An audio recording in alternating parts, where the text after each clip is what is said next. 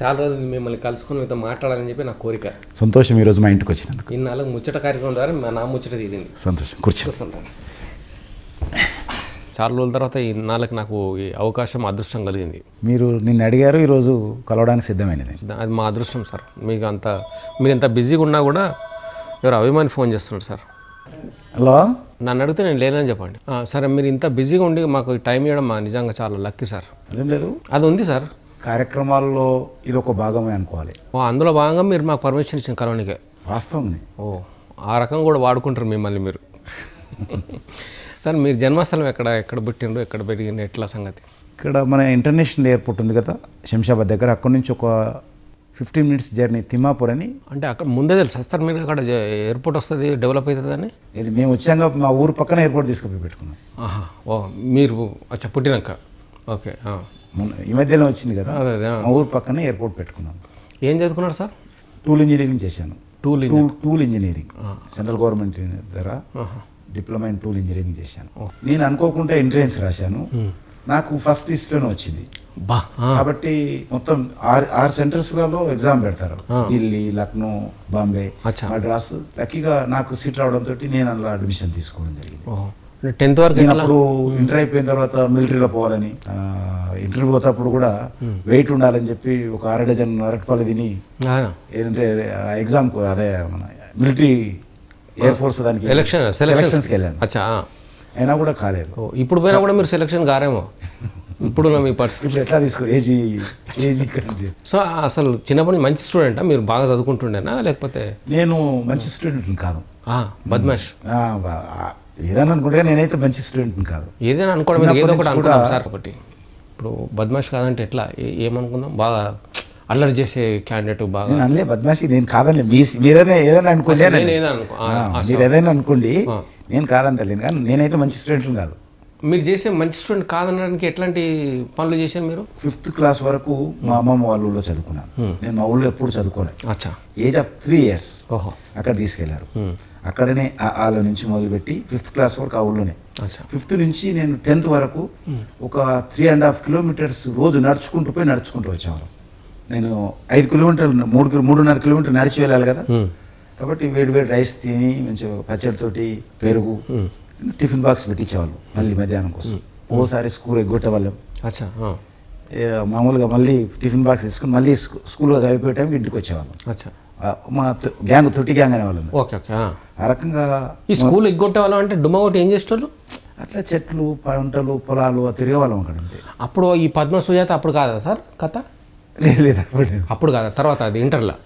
ఇది ఈ పద్మతో సుజాతతో అల్లరి పనులు చేసేది అటువంటి అంత సీన్ లేదు నాకు. అప్పుడు ఆ రకంగా స్కూల్కి వెళ్ళి ఎగ్గొట్టేయడము, స్కూల్లో కూడా స్పోర్ట్స్ మీద కొంత దృష్టి, కల్చరల్ యాక్టివిటీ మీద దృష్టి. అదే టైంలో నేను నేను 6th classలో ఉన్నప్పుడు తెలంగాణ మూమెంట్ వచ్చింది. ఇక తెలంగాణ మూమెంట్ వస్తే పూర్తిగా స్కూల్ లేదు, ఏం లేదు. ఈ ఉద్యమం స్టార్ట్ అయినాక మొత్తం అంతకుముందే కొద్దిగా నేను కల్చరల్ యాక్టివిటీలో ఉండేవాడిని. స్పోర్ట్స్లో కొంత కల్చరల్ యాక్టివిటీస్ అంటే ఎట్లాంటి? స్కూల్లో మేము యాన్యువల్ డే కోసం ప్రిపరేషన్ 3 months నుంచి ప్రిపేర్ అయ్యేటోళ్ళం. కల్చర్ ప్రోగ్రామ్స్, డ్రామాలు అటువంటి చేసేవాళ్ళం పిల్లలతో అందరితో కలిసి. ఆ రకంగా మా ఊరు నుంచి నడిచి వెళ్ళేటప్పుడు మంచి వర్షాకాలము, చిన్న కాలువలనే దాటుకుంటూ పోవాలి. అది ఒక రకమైనటువంటి అనుభూతి, అది మర్చిపోలేము మనం. ఆ రకంగా ఒక 20 మంది మా ఊరికి వెళ్ళి ఆ ఊరికి నడిచిపోతుంటే టిఫిన్ బాక్సులు పెట్టుకొని, ఒక్కొక్కసారి మా ఇంటి దగ్గర లేట్ అయితే మా ఇంటి దగ్గర పరిగెత్తడం ప్రారంభిస్తే 3.5 kilometers దాకా స్కూల్కి వెళ్ళేంత వరకు కూడా పరిగెత్తడం ఆపపోయేవాళ్ళం. మీరు మరి మిలిటరీలో ఎట్లా సెట్ కాలేదు సార్? ఇంతవరకు అక్కడ ఊరి పరిగెత్తించలేదు, వెయిట్ కన్నా పోయినాం. ఓకే. ఆ రకంగా మా పిల్లలందరం పోటీ. అప్పుడు మాకేమనిపించేది కాదు. ఆ 3.5 kilometers పరిగెత్తేవాళ్ళం, మళ్ళీ పరిగెత్తుకుంటూ వచ్చేవాళ్ళం. అది తెలియదు మాకు. తినగానే టిఫిన్ బాక్స్ మళ్ళీ పరిగెత్తేవాళ్ళం, తినగానే పరిగెత్తకూడదని కూడా తెలియదు మాకు. ఆ రకంగా అదొక రకమైనటువంటి గ్రామీణ ప్రాంతాల్లో పెరిగినటువంటి జీవితం. హెల్తీగా ఇప్పుడు కూడా అది అట్లనే ఉందా సార్? ఎవరు డెవలప్ అయింది ఆ రోడ్డు? ఇప్పుడు రోడ్డు అయింది మంచిగా. అప్పుడు మేము మెయిన్ రోడ్డు కూడా ఉండేది, మేము షార్ట్ కట్ రోడ్లో వెళ్ళేవాళ్ళం.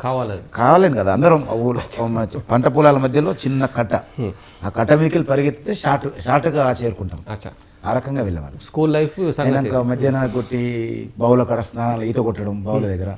ఈ రోజు ఈ బావిలో కొట్టామంటే మళ్ళీ నెక్స్ట్ డే ఆ టర్న్ రావడానికి 1 మంత్ పట్టేది. అన్ని బావిలు ఉండే, అన్ని బావులు ఉండేది. ఇప్పుడు అసలు ఒక్క బావి కూడా లేదు. అయ్యో, ఒక్క బావి లేదు, ఒక్క బావిలో నీరు లేదు. గ్రౌండ్ వాటర్ పూర్తిగా అడుగంటిపోవడంతో బావులే నిండిపోయినాయి. దానికి ప్రధానమైనటువంటి కారణము ఎన్వైరన్మెంట్ బ్యాలెన్స్ దెబ్బతినడం. అప్పుడు కేసీఆర్ సార్ ఇట్లా ఉంటే మిషన్ కాకతీయ అవన్నీ ఉంటుండే, అప్పుడు మళ్ళీ బావిలోనే వస్తుండే అప్పుడు ఉంటాయి ఆయనకి ఇట్లా. ఇప్పుడేమి బావులు ఏం పెద్దగా, వాస్తవంగా బోర్లు తగ్గిస్తేనే బోర్లు పెరుగుతా ఉన్నాయి. బోర్లు ఎంత వేస్తే అంత చెరువులు బావులు దెబ్బతింటాయి. సో స్కూల్ లైఫ్లో ఇట్లా అయింది. కాలేజీ లైఫ్లో సంగతులు సార్? కాలేజీలో నేను ఓల్డ్ సిటీలో ఉండేవాడిని. ఓల్డ్ సిటీలో శాలిబండర్ నుంచి ధర్మవంతకు. ఓల్డ్ సిటీ దోస్తులు అంటే ముస్లిం వాళ్ళతో దోస్తులు కూడా ఉండేనా? లేదు, అప్పటికే నేను హైదరాబాద్ చేరుకుంటే ఒక రకమైనటువంటి ఇక్కడ ఘర్షణలు ప్రారంభమయ్యాయి. ఏ బస్తీలో ఉండే సార్ అప్పుడు? శాలిబండర్. ఓకే. కిషన్ ప్రసాద్ దేవుడు అనేటువంటిది. అప్పటికే ఆ రకమైనటువంటి వాతావరణం ఉంది. అయినప్పటికీ కూడా రహీం అని నాకు ఒక మంచి ఫ్రెండ్. నాదెళ్ల భాస్కరరావు గారు అప్పటికి ముఖ్యమంత్రి గారు. ఘర్షణ స్టార్ట్ అయినాయి, హిందూ ముస్లిం ఘర్షణ. నాదెళ్ల భాస్కర్ అంటే ఒకరోజు ముఖ్యమంత్రి అంటారు ఆయన సార్? ఆయననే. ఆయన టైంలోనే గణేష్ నిమజ్జనం జరిగింది. గాంధీ మెడికల్ కాలేజ్ ఎదురుగా రోడ్లో ఓల్డ్ మిల్ల క్వార్టర్స్కి వెళ్ళే, న్యూ మిల్ల క్వార్టర్స్కి వెళ్ళే రోడ్ ఒకటి ఉంది, గాంధీ మెడికల్ కాలేజ్ గేట్ ఎదురు. ఆ రోడ్లో నేను అప్పుడు పార్టీలో యాక్టివ్ ఉన్నాను, బీజేపీ. ఇప్పుడు ఇంటర్ సంగతులు లేదు, ఇంటర్ కాదు, ముందు ఓల్డ్ సిటీ చెప్తున్నాను. ఓల్డ్ సిటీ చెప్తున్నాను. మన ఊరేగింపు గణేష్ ఉత్సవ సమితి నేతృత్వంలో జరుగుతున్నది. మన ఊరేగింపును మనం డిస్టర్బ్ చేయొద్దని చెప్పి నేను అడిగితే, ఆ రోజు అక్కడ ఆ ఊరేగింపులో నా మీద అటాక్ చేశారు. ఇక్కడ మరొక ఉంది. నాదెళ్ల భాస్కర్ టైంలో, ఆ ఘర్షణ టైంలో హిందూ ముస్లిం సంబంధించిన సంఘటన కాబట్టి చెప్తున్నాను. మీ మ్యారేజ్ ఎప్పుడైంది సార్? 94లో మ్యారేజ్ అయింది. ఈ మ్యారేజ్ అంటే ఎట్లా? మ్యారేజ్ అంటే అరేంజ్డ్ మ్యారేజా లేకపోతే హమ్ ఆప్కే కోన్ మ్యారేజా? అట్లేం లేదు, మా పెద్దలు నిర్ణయించినటువంటి. మంచి షరీఫ్. అంతే, పెద్దలు నిర్ణయించినట్టు. ఎందుకు అట్లా పెద్దలు నిర్ణయించాల్సిన అవసరం వాళ్ళకి ఎందుకు కల్పించారు? మీరు కాలేజ్ చేసారు. నేను అప్పటికే మ్యారేజ్ చేసుకున్నాను కదా బీజేపీని. ఓల్డ్ సిటీలో ఒకరోజు ఊరేగింపు వెళ్తా ఉన్నది. అందరూ నెక్కర్స్ వేసుకున్నారు, షర్ట్స్ బెల్ట్ పెట్టుకున్నారు, క్యాపులు పెట్టుకున్నారు, బ్యాండ్ కొడుతున్నారు, కట్టెలు పట్టుకొని కవాత్ చేస్తున్నారు. అది ఆర్ఎస్ఎస్ తెలియదు నాకు. ఆర్ఎస్ఎస్ ఊరేగింపు పోతున్నప్పుడు నేను చూశాను దాన్ని అట్రాక్ట్ అయ్యాను. ఒక రకమైనటువంటి మనిషిలో ఉన్నటువంటి వెంట్రుకలు నిలబడతాయి కదా, ఆ బ్యాండ్ కొట్టుకుంటూ వాళ్ళు ఆ డిసిప్లిన్తో పోతున్నప్పుడు నా రోమాలు లేచి నిలబడ్డాయి. ఆ రకంగా దాంతో అట్రాక్ట్ అయ్యి దాన్ని పరిచయం చేసుకుని, విజయలక్ష్మి గారు నారాయణగూడలో కార్పొరేటర్ ఉంది, చనిపోయింది మధ్యలోనే. వాళ్ళ భర్త రామ్మూర్తి గారు అన్నారు. నేను ఇద్దరు ఆయన స్కూటర్ మీద కూర్చొని బీజేపీ ఆఫీస్ ఎవరు రెంట్కి ఇస్తారని చిన్నపిల్ల ఉన్నారు. ఎంబడి పెట్టుకున్నాడు ఒక అసిస్టెంట్ లాగా, బాయ్ లాగా నన్ను. ఆయన పెద్ద మనిషి రామారావు గారు చెప్పారనమాట, ఆయన ఎంబడి వెళ్ళమంటే ఇద్దరిని తిరిగి బరకత్పూర్లోనే ఇక్కడనే ఈ తుల్జాభవన్, ఇప్పుడు మేము ఎక్కడ ఎత్తున్నాము దాని ఎదురుగా తుల్జాభవన్ పక్కకే, దాని ఎదురుగా ఫస్ట్ బీజేపీ ఆఫీస్కి రెంట్ తీసుకున్నాం. టెంపరీగా వీరామారావు గారి ఇంట్లో ఆఫీస్ ఉండేది బీజేపీ. బిల్లు తీసుకొని మంచి పెయింట్ వేయించి బోర్డు రాయించి, నేను 2 సైడ్లో నేను రామ్మూర్తి గారు నైటు గుంతలు తోడి బోర్డు వాతాను. ఏంది మీ ఆలోచన ఏంది సార్? ఆర్ఎస్ఎస్ మీద ప్రేమ, ఆర్ఎస్ఎస్ జయప్రకాష్ నారాయణ మీద ప్రేమ. దత్తాత్రేయ గారు, రామారావు రోజు ఏం పోతావు అక్కడికి, ఇక్కడనే ఉండు, నువ్వు ఎట్లా మళ్ళీ రాత్రి పోవడం, మళ్ళీ పొద్దున్నే బయలుదేరి రావడం కదా నువ్వు కాలేజీకి, మళ్ళీ మా సిస్టర్ వాళ్ళు ఏంటి ఆ మాట ఎప్పుడన్నారో ఒక నిమిషం కూడా ఆలోచన చేయకుండా ఓల్డ్ సిటీకి వెళ్ళి బ్యాగ్ చదువుకొని వచ్చేసి. వాళ్ళు ఎప్పుడు అంటారు వెయిట్ చేశారా సార్? ఏమో తెలియదు. ఇప్పుడు అన్నారో తెలియదు. అనగానే మా సిస్టర్ వాళ్ళ ఇంట్లో ఉండేవాడిని, మా బావ హెచ్ఎంటీలో ఆఫీసరు. వెంటనే ఇల్లు కాల్ చేసి, అంటే ఇల్లు రూమ్ నా బ్యాగ్ సర్దుకొని మున్సిపాలిటీ ఆఫీస్లో ఉన్నా. ఒక రూమ్లో దత్తాత్రేయ గారు, ఒక రూమ్లో నేను, నాకు చూపించింది ఇక్కడ ఉండడం. అక్కడనే ఆఫీస్లో తిని అక్కడనే ఉండడం ప్రారంభించాను. అక్కడి నుంచే కాలేజీకి వెళ్ళడం, మళ్ళీ ఉండడం. ఇదంతా చేస్తుంటే మీ ఇంట్లో ఏమన్నా ఎక్కడ పోతున్నారా నీ కథ? అయిపోయింది అప్పటికి. నేను ఎప్పుడైతే ఆఫీస్కి వెళ్ళానో అక్కడ ఉన్నప్పుడు కూడా ఒక బ్యాగ్ వేసుకొని, శంఖకు బ్యాగ్ వేసుకొని తిరిగే వాళ్ళం, బొట్టు పెట్టుకుంటాం. ఇది పాడైపోయాడు.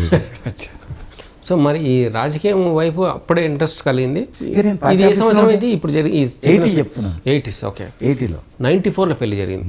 ఆ పెళ్ళి ఎట్లా, పెద్దలు ఎట్లా వాడు పెళ్లి చేస్తేనే మనవాడు సక్కంగా అవుతాడు అన్నట్టు భావించి చేసిరా, లేకపోతే వయసు దాటిపోతుంది అన్నట్టుగా చేసిన? అది ఎట్లా పెళ్లి సంగతి, పెళ్లి ముచ్చట్లు చెప్పును జరా.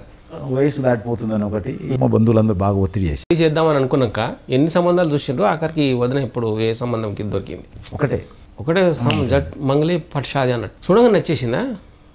నచ్చడమే ఉంటుంది అనుకున్నప్పుడు ఇక బలవంతాన పెద్దలు పెళ్లి చేసి నోర్ముఖం చేసుకుందాం ఎందుకు వచ్చిన తలకరప్పి అంతేనా?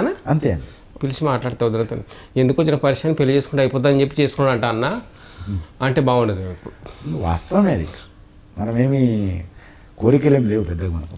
అచ్చా. నరేంద్ర మోడీ గారు, అనంత్ కుమార్ గారు, నేను ముగ్గురు పోయిన అమెరికా పోయాం. అచ్చా, అప్పుడే పోయినరు? అప్పుడే పోయాం, పెళ్లి కంటే ముందే. ఓహో, పెళ్లి కంటే ముందే పోయాం. మా నాన్న చనిపోయినటువంటి 7 డేస్లో పోయాను. నిర్ణయం అయింది, నేను పోవాలని నిర్ణయించుకున్నాను. ఢిల్లీకి అద్వానీ గారు పిలిచారు, మీరు అమెరికాకి వెళ్ళాలా అని చెప్పి మా ముగ్గురు పిలిచారు. అంబేసీకి పంపించాము. అప్పుడు నాకు పాస్పోర్ట్ కూడా లేదు, వెంటనే పాస్పోర్ట్ తీసుకోమని చెప్పారు. నేను ఢిల్లీ నుంచి ఫ్లైట్లో రావాలని ఎయిర్పోర్ట్కి వెళ్తా ఉంటే నా ఫోన్ వచ్చింది, మా నాన్న నిమ్స్లో అడ్మిట్ చేశాను. ఎయిర్పోర్ట్ నుంచి నేరుగా నేను నిమ్స్కి వెళ్ళాను. రాత్రి అక్కడనే ఉన్నాను. ఆ రాత్రి మళ్ళీ సెకండ్ స్టెప్లో మా నాన్నగారు చనిపోయారు నిమ్స్లోనే. నేను మా ఊరికి వెళ్ళిపోయినాను. మళ్ళీ ఢిల్లీ నుంచి అద్వానీ గారు ఫోను, మరి అదేవిధంగా ఇక్కడ రామారావు గారు, వి రామారావు గారు, దత్తాత్రేయ గారు అందరూ పోవాలి నువ్వు అయినా సరే, మంచి అవకాశం వచ్చింది. అప్పుడు అమెరికన్ ఆ టైంలో అమెరికన్ గవర్నమెంట్ ఇన్విటేషన్ కదా, మంచి అవకాశం వచ్చిందని చెప్పి మా బంధువులతో మాట్లాడితే చాలా బాధతోటి. అప్పుడు ఎవరున్నాడు ప్రెసిడెంట్? అద్వానీ గారు. కాదు అమెరికాలో ఇంకో బుష్ ఉండగా ఇంకో అతను సీనియర్ బుష్. అప్పుడు అమెరికాకి వెళ్ళాము మేము. పెళ్ళైన 3వ రోజే నేను పార్టీకి youth wing all India general secretary. పెళ్లి చేద్దామన్న రోజే ఆఫీస్కి వెళ్ళి వచ్చిండు. పెళ్ళైన 3 రోజే ఎవరిని చేసుకున్నారు? ఇది తెలిసే చేసుకున్నారు కదా. ఎంతమంది పిల్లలు అన్నారు? బాబు మా పాప ఇప్పుడు డిగ్రీ ఫస్ట్ ఇయర్. పెద్ద పిల్లలు ఉన్నారా? మిమ్మల్ని చూస్తే అట్లా కనపడు. మళ్ళీ పెళ్లి చూపులు రెడీ అన్నట్టుగా ఉన్నారు మీరు చూస్తే. మన వాజ్పేయి గారు ప్రధానమంత్రి ఉన్నప్పుడు నేను నేషనల్ ప్రెసిడెంట్ అయ్యాను, బీజేపీకి స్టేట్ జనరల్ సెక్రటరీ అయ్యాను, బీజేపీ యూత్ వింగ్కు 2 సార్లు ప్రెసిడెంట్ ఉన్నాను. దేశమంతా తిరిగిన వ్యక్తి నేను, అన్ని రాష్ట్రాలు పర్యటించాను. ఇవన్నీ చేసుకుంటూ పోతున్నా. మీ టార్గెట్ ఏందా? లేదు, నో టార్గెట్. రేపు అనేది కూడా ఎప్పుడు ఆలోచించాను. రేపు ఏం కావాలని ఆలోచించే కదా ఆయన ప్రధానమంత్రి అయ్యిండు. ఆయన ఉండొచ్చు, నా విషయం చెప్తున్నా. పార్టీయే నాకు అన్ని రకాలుగా ఇచ్చింది. లాస్ట్ టైం మీరే ప్రెసిడెంట్ కూడా కదా మొన్న. నా తర్వాతనే డాక్టర్ లక్ష్మణ్ గారు వచ్చారు. మీకు లక్ష్మణ్ గారికి సరిగ్గా పడదంట కదన్న? ఏ విషయంలో? ఏ విషయంలో కూడా ఈ పర్టికులర్ విషయం అంటే చెప్పలేదు. ఉండదు అంటే అనుకుంటుంది. పార్టీలో పనిచేస్తున్నాం, పార్టీ కోసం పనిచేస్తున్న దగ్గర పడదనే విషయం సమస్యనే ఉత్పన్నంగా. మీరు బీజేపీ, అక్కడ ఓవైసీ వాళ్ళేమో స్ట్రాంగ్ ఉంటారు, మీకు వాళ్ళకి ఎప్పుడు నడుస్తూనే ఉంటుంది, పడుతూనే ఉంటుంది. అక్కడ స్ట్రాంగ్ ఉన్నారు, ఇక్కడ మీరు కొంచెం నిదానంగా. ఈ రకమైనటువంటి శక్తులను కాంగ్రెస్ పార్టీ దేశంలో పెంచి ప్రోత్సహించింది, మజ్లిస్ లాంటి పార్టీలను పెంచి ప్రోత్సహించింది. కాబట్టి ఖచ్చితంగా మజ్లిస్ మతోన్మాదానికి వ్యతిరేకంగా ఎదుర్కోవడము, నిలదీయడము, ప్రశ్నించడము మా బాధ్యత, మా రెస్పాన్సిబుల్. మా పార్టీ పెట్టినే దానికోసం. అంటే ఇప్పుడు మీ గురించి టీవీలో చూసినప్పుడల్లా మీ బాడీ లాంగ్వేజ్ మాట్లాడే పద్ధతి వస్తే ఈయన చాలా ఈయన టైప్ లాగా మామూలు బుద్ధుడిలాగా మామూలు ఉంటాడు. ఈయన రాజకీయాలు ఎట్లా వచ్చింది, రాంగ్ నెంబర్ వచ్చిందా ఎట్లా అన్నట్టు నాకు అనిపిస్తుంది అన్న. చాలా అంటే మామూలుగా మాట్లాడుతుంటావు, పెద్ద గడబడి చేయవు, ఇవన్నీ కొట్టింది లేదు పొట్టింది, నీ మాటలన్నీ చూస్తే అంత చాలా సౌమ్యంగా ఉంటాయి. ఈయన ఎట్లా దిస్ ఇస్ ఫీల్డ్ కమింగ్ దీంట్లో కొంచెం ఏదైనా రౌడీజం లాంటిది దాదాగిరి కానీ బెదిరింపులు కానీ. ఈరోజు నేను ఈ సంవత్సరం 14వ సంవత్సరం నేను ఎమ్మెల్యే. ఇది 2017 సంవత్సరం అన్నా? నేను ఎమ్మెల్యే 14వ సంవత్సరం.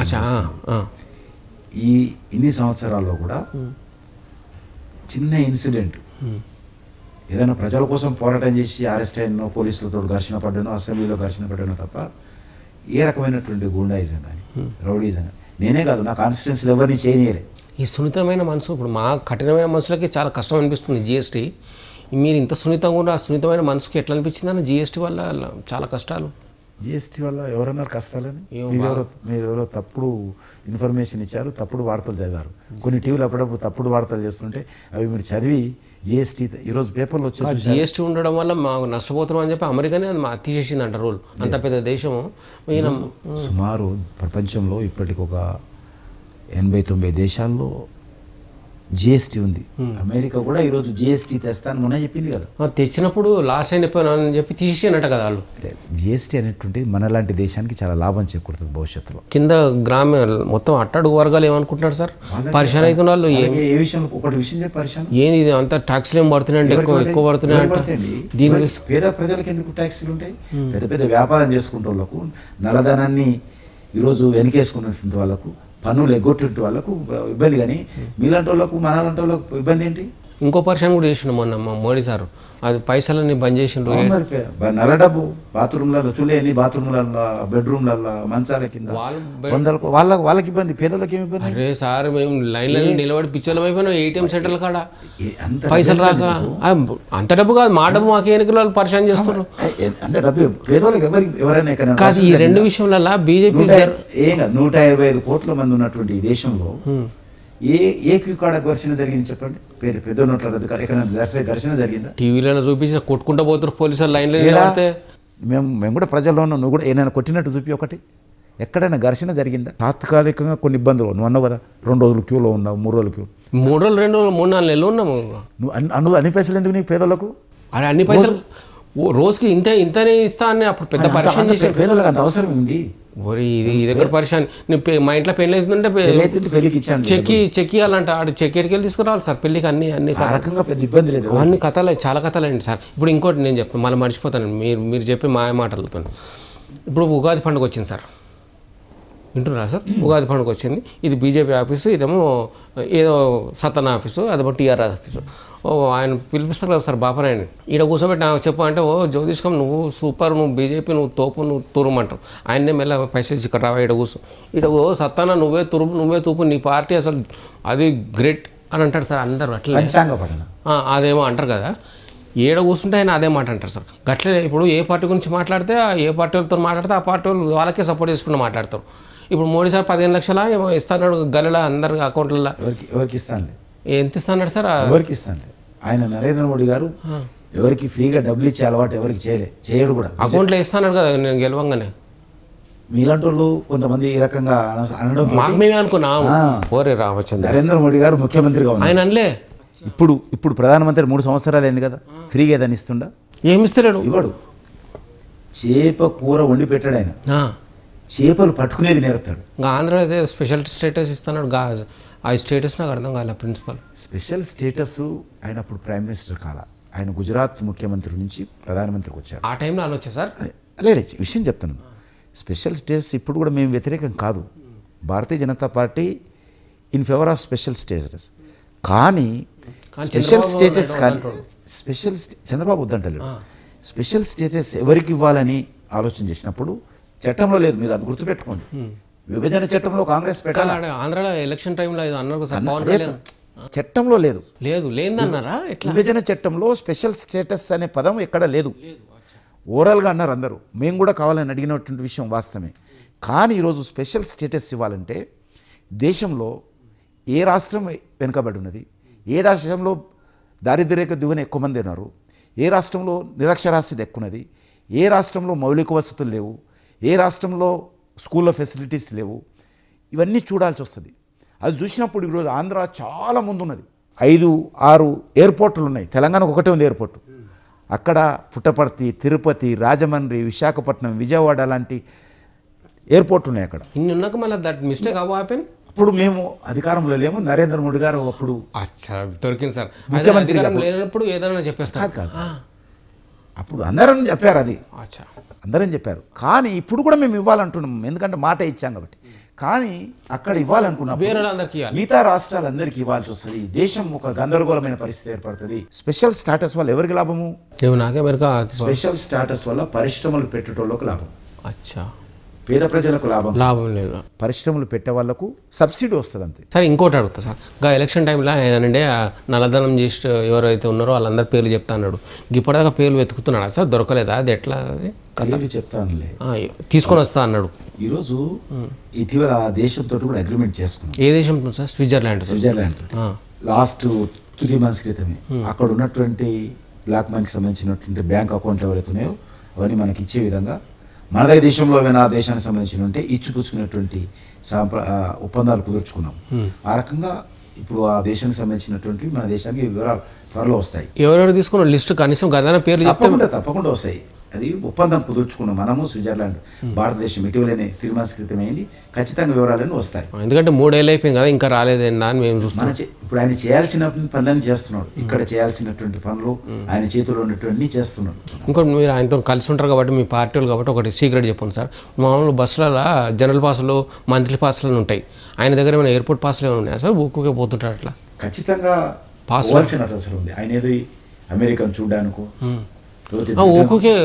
ప్యారిస్ చూడడానికి నెలకు 4-7 అంటే ఆడున్నాడు. మన దేశానికి అవసరం. అచ్చా, ఈ మోడీ సార్ సంగతి కొంచెం పక్కన పెడదాం సార్, మీ సంగతి మాట్లాడదాం. మీతో వచ్చిన సమకాలికులు అందరూ దాదాపు చాలా ఎదిగిపోయారు, ముందుకు పోయారు. మీరెందుకు ఇంకా ఇక్కడ సోఫాలనే కూర్చుంటారు? నేను కొందరు ముఖ్యమంత్రులు కూడా అయినట్టున్నారు. నేను ఆల్ ఇండియా ప్రెసిడెంట్గా ఉండి ఎమ్మెల్యే గెలిచాను. ఇక్కడ ఇదే కాన్స్టిట్యున్సీలో అందరు ఓడిపోయారు. తెలంగాణలో ఒక్కనే గెలిచాను. మా పార్టీలో ఆల్ ఇండియా ప్రెసిడెంట్ నుంచి తీసేసి ఇక్కడ ఫ్లోర్ లీడర్ చేశారు. అందరూ గల్లీ నుంచి ఢిల్లీకి పోతారు, నేను ఢిల్లీ నుంచి గల్లీకి వచ్చాను. మీ దోస్తుల దగ్గర ముఖ్యమంత్రులు అయ్యారు, కేంద్ర మంత్రులు అయ్యారు. అది మనం నేను ఇప్పుడు కూడా నేను ఏది కూడా అడగను పార్టీని. పార్టీ ఏది నిర్ణయించి ఈ పని చేయమంటే ఆ పని చేస్తాను. బీజేపీ అంటే ఓన్లీ సిటీ వైపు, ఇంటలెక్చువల్ వైపు వాళ్ళ దృష్టిలోనే ఉన్నది బీజేపీ. గ్రామీణ వాతావరణంలో అట్టడుగు వర్గాల్లో బీజేపీ అంటే పెద్దగా లేదు సార్. అది ఎట్లా అట్లా అంటారు మీరు? ఈరోజు దేశవ్యాప్తంగా అట్లా అంటే మీ ఉద్దేశం ఏంటి? ఈరోజు దేశవ్యాప్తంగా తీసుకుంటే అత్యధికమైన దేశవ్యాప్తంగా ఉంది. మన తెలంగాణ, ఆంధ్ర గురించి తెలంగాణలో కూడా మేము గతంలో కరీంనగర్లో ఎమ్మెల్యేగా ఉన్నాము, మహబూబ్నగర్లో ఎమ్మెల్యేగా ఉన్నాము, వరంగల్ ఎమ్మెల్యేగా ఉన్నాము, వరంగల్ హన్మకొండ గెలిచాము. వాతావరణం బట్టి ఉంటుంది. ఇప్పుడు టీఆర్ఎస్ పార్టీలో అందరినీ కూర్చోబెట్టేసి నెక్స్ట్ మీ సీఎం క్యాండిడేట్ ఎవరు అంటే ఒక్కరే చేయలేస్తారు. అట్లా కాంగ్రెస్ వాళ్ళు అందరినీ కూర్చోబెట్టి నెక్స్ట్ మీ సీఎం క్యాండిడేట్ అంటే 10-20 చేతులు లేస్తాడు. ఇప్పుడు బీజేపీ సంగతి ఎన్ని చేతులు లేస్తాయి సార్? కాంగ్రెస్ పార్టీ ప్రెసిడెంట్ ఎవరు అవుతారంటే సోనియా గాంధీ అవుతుంది. ఆమె తర్వాత ఇప్పుడు ప్రెసిడెంట్ కాదు, ఆమె తర్వాత ఎవరైతే ప్రెసిడెంట్? రాహుల్ గాంధీ అవుతారు. ఇప్పుడు కేసీఆర్ తర్వాత ఎవరు ముఖ్యమంత్రి? కేసీఆర్ తర్వాత ఎవరు పార్టీ ప్రెసిడెంట్? పార్టీ మా పార్టీకి మిగతా పార్టీలు అయితే ఆ పార్టీలన్నీ కూడా కుటుంబాల ఆధారంగా తిరిగేటువంటి పార్టీలు, వ్యక్తుల చుట్టూ తిరిగేటువంటి పార్టీలు అవన్నీ. మాది ఎవరైనా అనుకున్నావా నరేంద్ర మోడీ గారు ప్రధానమంత్రి అవుతారని? ఈ రాజకీయాలు అన్ని తీసేది పక్కన పెట్టేది సార్. ఇప్పుడు we'll talking about only Kishan Reddy sir. మీరు పొలిటికల్ ఈ టెన్షన్ పోనీకి ఏం చేస్తారు? ఇవన్నీ తీసేసి పక్కన ఏముండదు, నాకు వేరే పని ఉండదు. అంటే మీరు టైంపాస్ కానికే టైమే దొరకకపోతే పాస్ కావాలి సార్. ఈ టైం ఉన్న టైమే దొరకదండి. పొలిటికల్ వేరే ఏం దొరకకపోతే నువ్వు నా ఎంబడరా గవర్నమెంట్ స్కూళ్ళలో గంట సేపు కూర్చో, రిలాక్స్ అయిపోతుంది. మరి బుద్ధుని ఎందుకు సార్ షోరూంలో డిస్ప్లే లాగా పెట్టేస్తారు అందరు తెలుగు వాళ్ళందరూ? మనసులో ఒక ప్రశాంతత ఏర్పడుతుంది. బుద్ధుని చూస్తేనే మీ మనసులో టెన్షన్ పోయి ప్రశాంతత ఏర్పడుతుంది. ఈయన చూసినా కూడా ప్రశాంతత వస్తుంది. ఆయన దాని ప్రతీక. అయితే నువ్వు అప్పుడు శ్రీదేవి నీకు ఇష్టమైనప్పుడు బుద్ధుని చూడలేను. అప్పుడు దానికి సంబంధం లేదు. ఇంత పెద్ద వ్యక్తికి ఆయన పోల్చలేదు కాదు, అప్పుడు బుద్ధిని చూడలేను. పోల్చడమే తప్పది. ఆ దీనికి పోల్చడమే తప్ప. సబ్జెక్ట్ నాదే తప్ప అంటారు అంతే. సో గ్రేట్ అన్న, ఆల్ ది బెస్ట్ అన్న. సో నెక్స్ట్ ఎలక్షన్స్లో మీ పార్టీ మీరు మళ్ళీ రావాలి. నెక్స్ట్ మీరు ముఖ్యమంత్రిగా చూడాలని మా కోరిక బీజేపీ తరఫు నుంచి. థ్యాంక్ యూ అన్న. వస్తామన్నా. ఆల్ ది బెస్ట్ అన్న. నాకు కూడా ఆల్ ది బెస్ట్ చెప్పాలి. థ్యాంక్ యూ, శుభాకాంక్షలు. మీరు ఈ రకమైనటువంటి ఇంటర్వ్యూస్ మళ్ళీ చేయాలి. నన్ను మళ్ళీ ముఖ్యమంత్రి స్థాయిలో చేయాలి. ఇప్పుడున్నా మీరు తప్పకుండా నేను అప్పుడు పట్టు వస్తువులు తీసుకొని వస్తాను. అంటేనే అప్పుడు గౌరవం. నేను ఎప్పటికి ఇట్లనే ఉండాలి, మీరు మటుకు ఎదగాలి. ఇంటర్వ్యూకి మాత్రం. అచ్చా, ఇంటర్వ్యూ మటుకు ఇట్లా ఇంటర్వ్యూలో ఈ రకంగా పేదవాళ్ళ తరఫున నీ గొంతు ఉండాలి. నాకు ఇప్పటిదాకా అడిగింది మంచిగా అడిగినా? అందుకే అడుగుతున్నాను కదా. అచ్చా, రైట్ అన్న. Thank you. అయితే ఉంటాను.